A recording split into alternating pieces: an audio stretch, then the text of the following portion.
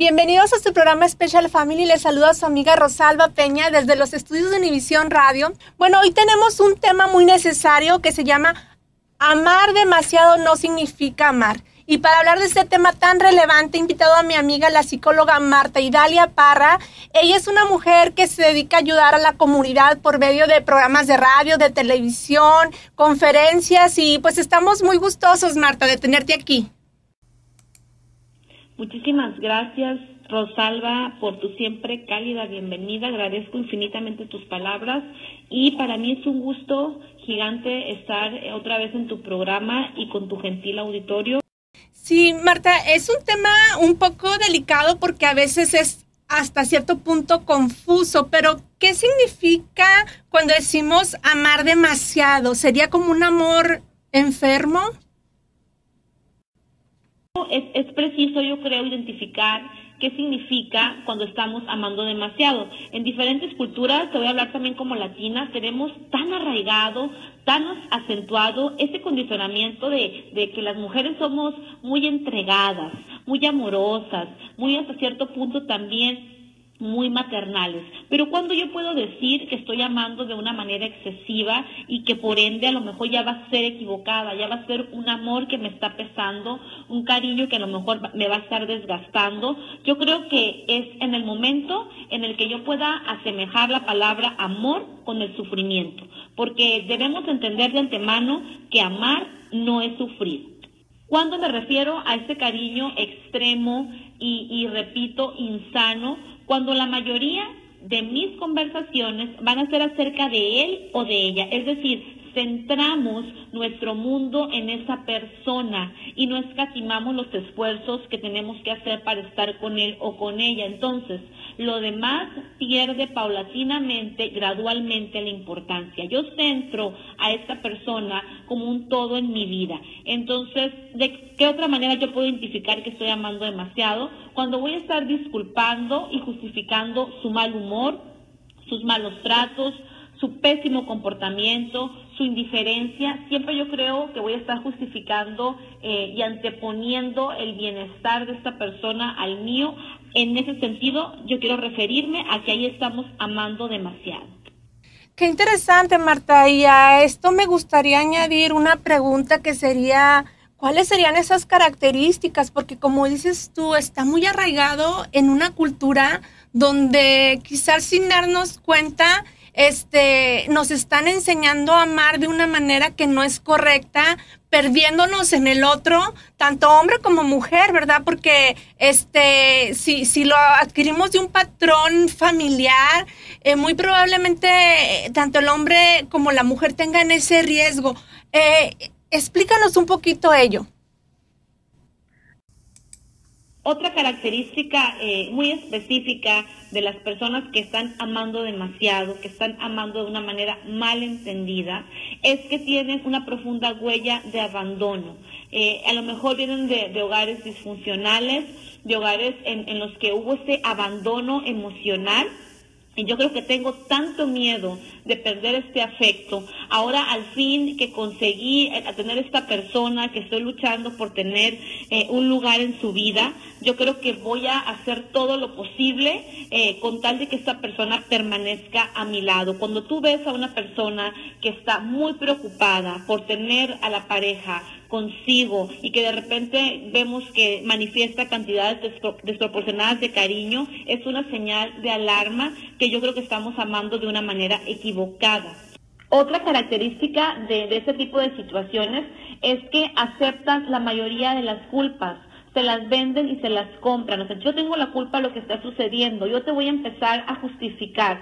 Yo voy a aceptar todos los reproches que me hagas tú como pareja y voy a asumir que yo soy la única y total responsable. Olvidamos que las relaciones son situaciones estrictamente compartidas, que es un ir y venir, que son un 50 y un 50%, pero en este tipo de relaciones, la persona que está dependiendo más de la otra, que está querer de manera excesiva, pues acepta la mayoría de esa responsabilidad y te repito, acepta mayoría de culpas y acepta la mayoría también de los reproches.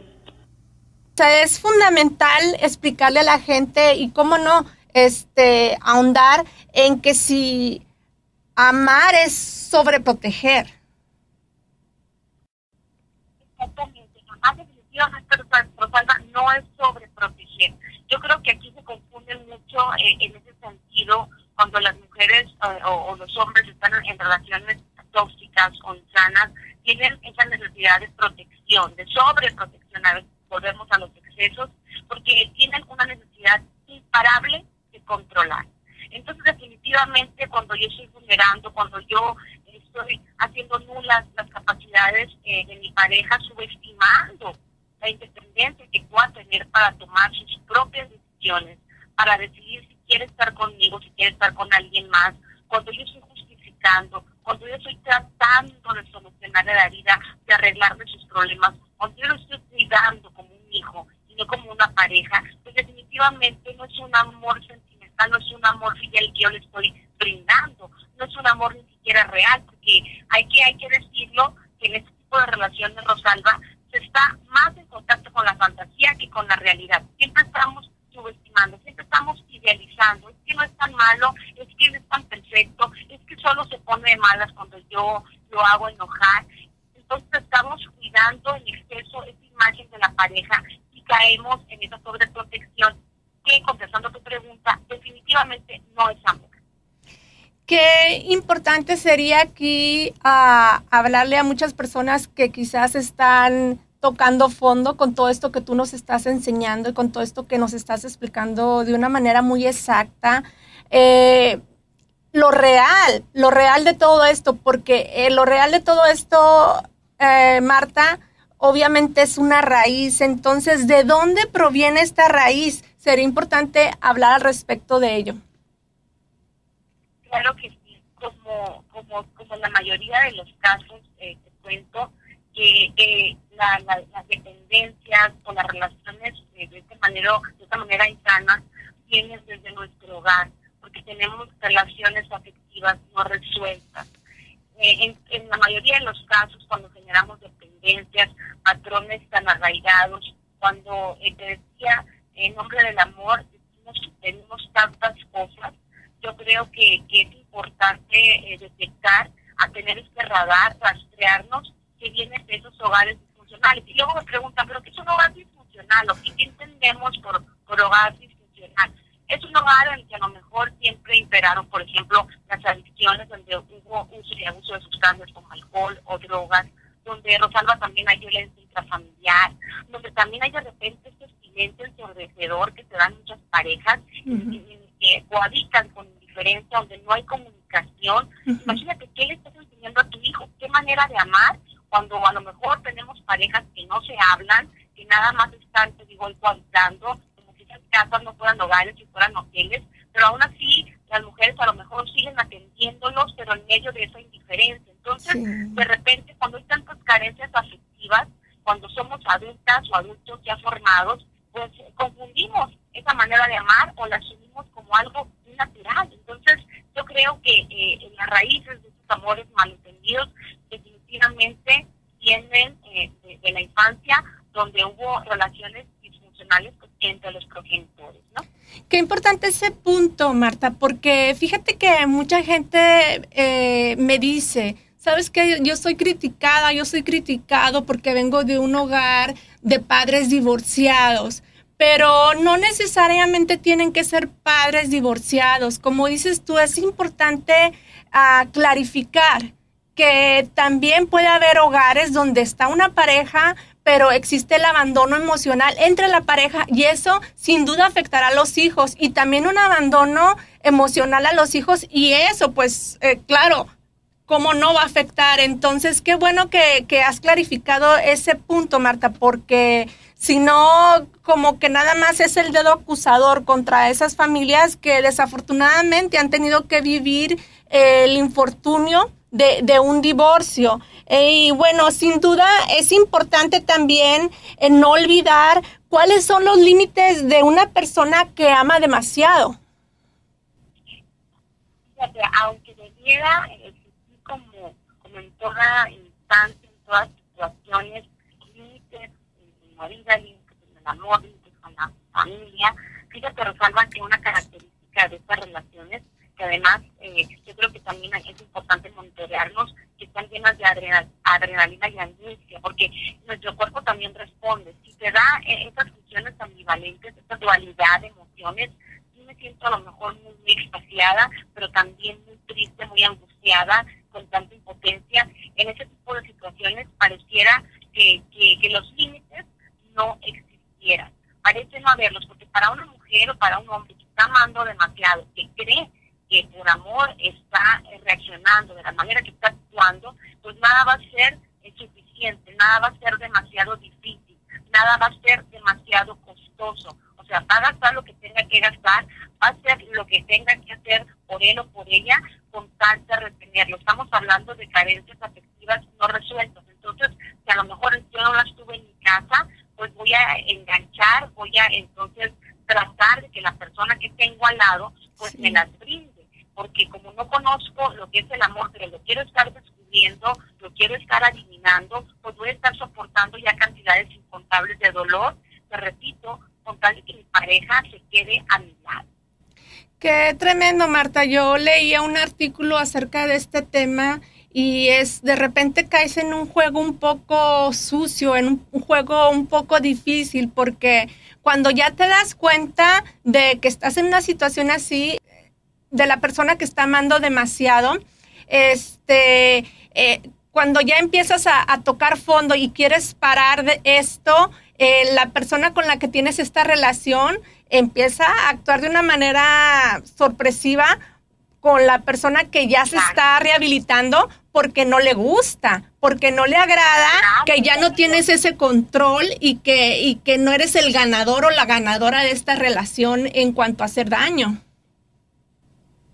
Así es, porque los papeles se invierten, porque es un juego, Rosalba, en el que lo último que mueve es la esperanza de ganar. Las personas que están amando, alguna vez escribí demasiado, obtienen mucho más que la experiencia de participar, ¿no? Hablamos de esa adrenalina, de esos breves minutos o instantes de gloria, en el que cuando yo creo tener el control, pues me siento superior, ¿no? Pero también cuando lo estoy perdiendo, mis emociones también se van al límite, ¿no? Para hablándolo negativamente. Entonces, cuando la persona empieza a querer reajustar esas emociones, cuando empieza a querer sanar esas heridas y modificar la manera de amar de una manera más saludable, que genere más bienestar, evidentemente a la otra persona que también está enganchada en esa relación, pues no le va a convenir, ¿verdad? No le va a convenir que el control se lo quiten y la persona pues recupere su vida. Sí, y algo que yo imagino que tú has visto mucho en consulta cuando las personas llegan a terapia contigo, cuando las personas dicen ya no puedo más, necesito recurrir a una terapia que me pueda ayudar a salir de esto. ¿Tú qué ves en ello? ¿Cuáles son las consecuencias de amar demasiado? Porque hay que pagar un precio y me imagino que no ha de ser muy, muy bueno. Exactamente, tienes toda la razón, Rosalba. Es una dependencia que está severamente crítica, tenemos que verlo así, como una adicción, ¿no? al sufrimiento, como una adicción al control, como una adicción a estar compitiendo para ganar, que se decía, un sitio. Entonces, la consecuencia más clara que yo puedo ver con lo que trabajo es la despersonalización de la pareja, o sea, el perderte a ti misma, el ya desconectarte de tus pasiones. Ya no sabes cuándo terminas tú y cuándo empieza tu pareja.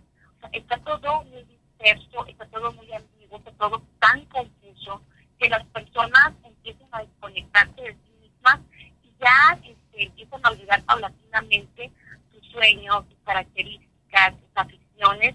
Yo creo que es un precio verdaderamente alto, porque nuestra niño interior creemos o pensamos que cuando la pareja nos va a dejar, o cuando nos sentimos vulnerados, o cuando nos sentimos expuestos a perderla, pensamos que nos vamos a morir. O sea, el adulto no lo piensa, se asume consciente, se asume con este criterio de la situación. Sí. Pero nuestro niño interior, esa parte ávida de afecto, esa parte no resuelta, lo mejor de nuestra infancia, de nuestra adolescencia, pues piensa que se va a morir, que va a decaer con la ausencia de esta persona. Entonces se pierde en esas emociones, en esos pensamientos, y yo creo que si seguimos en ese tipo de relaciones, pues va a ser muy indefinida la manera en la que volvamos a encontrar.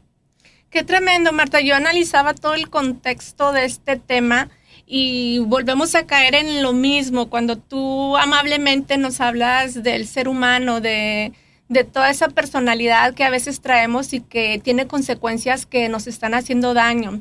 Y analizándolo, vuelvo a caer en lo mismo que tú siempre me compartes, que qué importante es crear niños sanos, tener un entorno familiar lo más sano posible. Y porque muchas veces estamos pagando el precio de todo eso, ¿sí? Somos a veces adultos rotos que necesitamos ser reparados, encontrar esas piezas muchas veces o muchas veces solamente juntarlas a causa del dolor, a causa de las heridas, a causa de ese pasado. Pero yo te aprecio mucho porque sé que eres una persona con una calidad humana tremenda y yo pienso que el punto más importante de todo este tema es que tú nos ayudaras diciéndole al público, Marta, ¿qué es el camino hacia la recuperación? Porque lo hay, existe, porque existen personas como tú, profesionales, y detrás de ello grandes seres humanos que sienten esa compasión, esa empatía por las personas que están en estos procesos. Y yo quiero que tú nos expliques sobre esto. Me agradezco mucho de tus palabras, son recíprocas de afecto y con admiración.